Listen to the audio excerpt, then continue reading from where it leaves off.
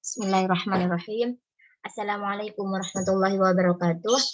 Alhamdulillahirabbil alamin. Assalatu wassalamu ala asrofil anbiya'i wal mursalin sayyidina wa maulana Muhammadin ajma'in, amma ba'du. Alhamdulillah kita dapat berjumpa kembali meskipun melalui perkuliahan daring dalam mata kuliah hadis ekonomi. Dalam kesempatan kali ini, pada pertemuan kedua, kita akan membahas atau mengupas tentang hadis yang berkaitan dengan hukum dan syarat jual beli. Well,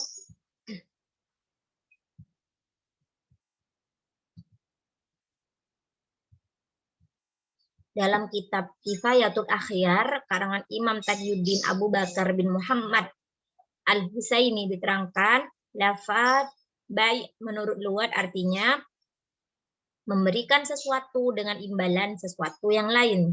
Baik menurut syarak jual beli artinya adalah membalas suatu harta benda seimbang dengan harta benda yang lain. Yang keduanya boleh dikendalikan dengan ijab qabul menurut cara yang dihalalkan oleh syarak.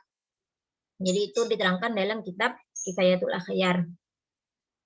Jual beli juga dijelaskan dalam istilah adalah menukar barang dengan barang atau barang dengan uang dengan jalan melepaskan hak milik dari yang satu kepada yang lain atas dasar saling merelakan.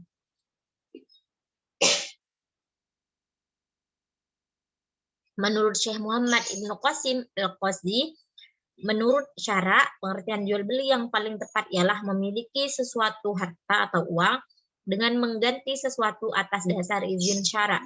Sekedar memiliki manfaatnya saja yang diperbolehkan syarak untuk selamanya, yang demikian itu harus dengan melalui pembayaran yang berupa uang.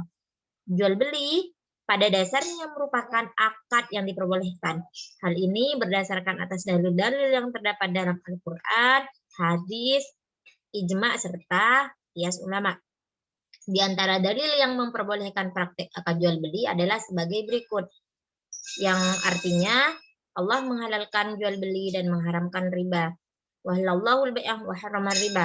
Para ulama juga sepakat dalam ijma atas kebolehan akad jual beli. Ijma ini memberikan hikmah bahwa kebutuhan manusia sering berhubungan dengan sesuatu yang ada dalam kepemilikan orang lain, dan kepemilikan tersebut tidak akan diberikan begitu saja tanpa adanya kompensasi yang diberikan. Jadi ada kompensasi yang harus diberikan untuk mendapatkan sesuatu dari kepemilikan orang lain. Itu namanya jual beli. Kalau zaman dahulu sistem yang dilakukan adalah sistem barter. Semisal si A memiliki beras, sedangkan si A membutuhkan kambing, dan si B mempunyai kambing, namun membutuhkan beras. Akhirnya antara si A dan si B barter kedua barang tersebut antara beras dan kambing. Itu zaman dahulu, yaitu menggunakan sistem barter. Sedangkan sekarang jual beli itu dilakukan dengan pertukaran antara barang dan dibeli dengan uang, seperti itu. Terus, apa dasar hukum jual beli itu? Dasar hukum jual beli adalah Al-Quran dan hadis. Sebagaimana yang disebutkan dalam surat Al-Baqarah ayat 275, yang artinya, hai orang-orang yang makan atau mengambil riba tidak dapat berdiri, melainkan seperti berdirinya orang yang kemasukan setan. Lantaran tekanan penyakit gila, keadaan mereka yang demikian itu adalah disebabkan mereka berkata atau berpendapat, sesungguhnya jual beli itu sama dengan riba, padahal Allah telah menghalalkan jual beli dan mengharamkan riba. Orang-orang yang telah sampai kepadanya larangan Tuhannya, lalu terus berhenti dari mengambil riba, maka baginya apa yang telah diambilnya dahulu sebelum datang larangan, dan urusannya terserah kepada Allah. Orang yang kembali mengambil riba, maka orang itu adalah penghuni-penghuni neraka, mereka kekal di dalamnya. Jadi sangat tidak dianjurkan atau dilarang transaksi yang berbau ribawi. Allah mengharamkan kepada umat Islam memakan harta sesama dengan jalan yang batil, misalnya dengan cara mencuri, korupsi, menipu, merampok, memeras, dan dengan jalan lain yang tidak dibenarkan Allah, kecuali dengan jalan perniagaan atau jual beli dengan didasari atas dasar suka sama suka dan saling menguntungkan.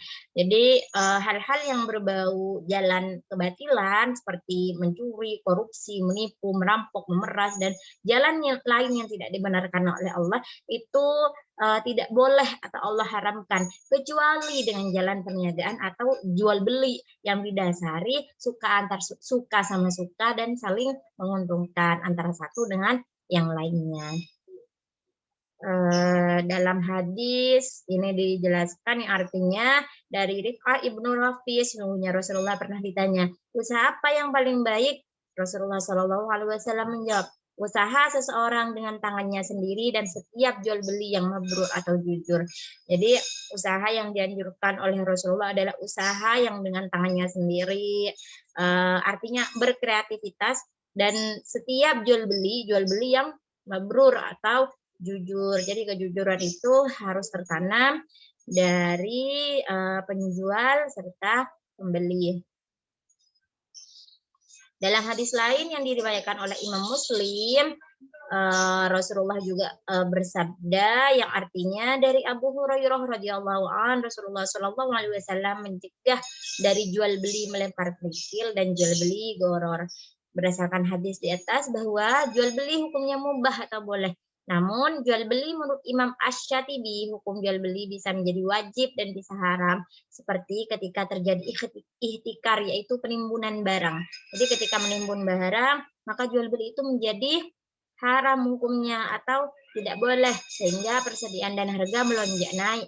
Apabila terjadi praktek semacam ini, maka pemerintah boleh memaksa para pedagang menjual barang sesuai dengan harga di pasaran dan para pedagang wajib memenuhi ketentuan pemerintah di dalam menentukan harga di pasaran serta perdagangan juga dapat dikenakan sanksi karena tindakan tersebut dapat merusak atau mengacaukan ekonomi rakyat. Jadi seseorang yang menimbun barang atau hal-hal yang tidak diperbolehkan dalam jual beli itu akan mengacaukan ekonomi rakyat serta mengacaukan harga pasar seperti itu.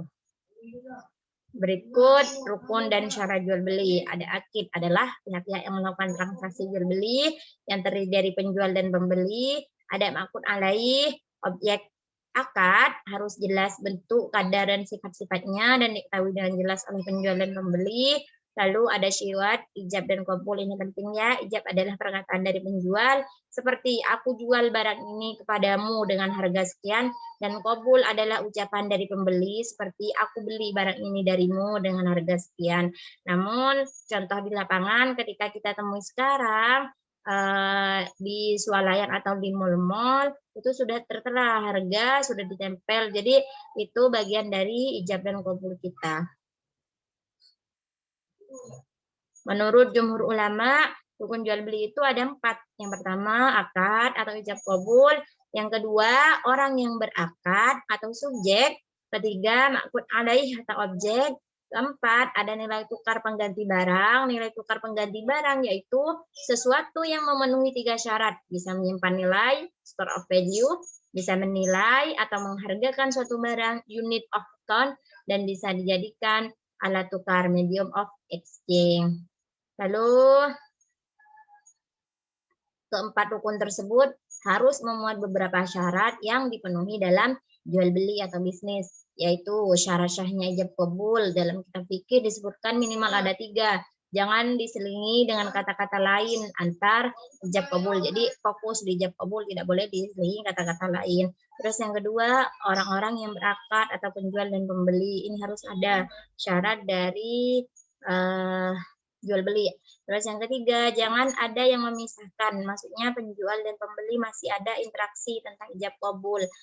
Syarat sahnya penjual dan pembeli ada beberapa sebagai berikut, yaitu yang pertama balil, yang kedua beragama Islam, yang ketiga ada benda atau barang yang diperjualbelikan. Jadi ini harus ada ya ma'qud alaih dan tidak mubazir atau pemborosan dan kehendak sendiri, tidak ada paksaan dari pihak lain. Jadi syarat sahnya penjual dan pembeli itu diantaranya adalah balil, beragama Islam, ada barang yang diperjualbelikan, serta tidak membazir dan kehendak sendiri, ataupun tidak ada paksaan dari pihak lain.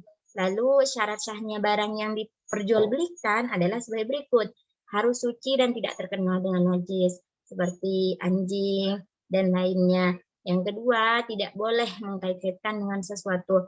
Artinya apa? Semisal jika bapakku meninggal, maka akan aku jual motor ini. Itu tidak boleh.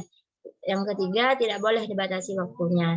Yang keempat, barang dapat diserahkan setelah kesepakatan akad. Jadi, kalau belum sepakat akad antara penjual dan pembeli, barang tidak boleh diserahkan. Yang terakhir adalah barang yang diperjualbelikan harus diketahui kualitasnya, beratnya, takarannya, dan ukurannya, supaya tidak menimbulkan keraguan. Seperti itu.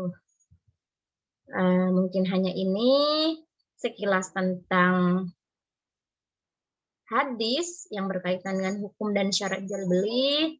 Semoga selalu memberikan manfaat dan barokah. Akhirul kalam. Wassalamualaikum warahmatullahi wabarakatuh.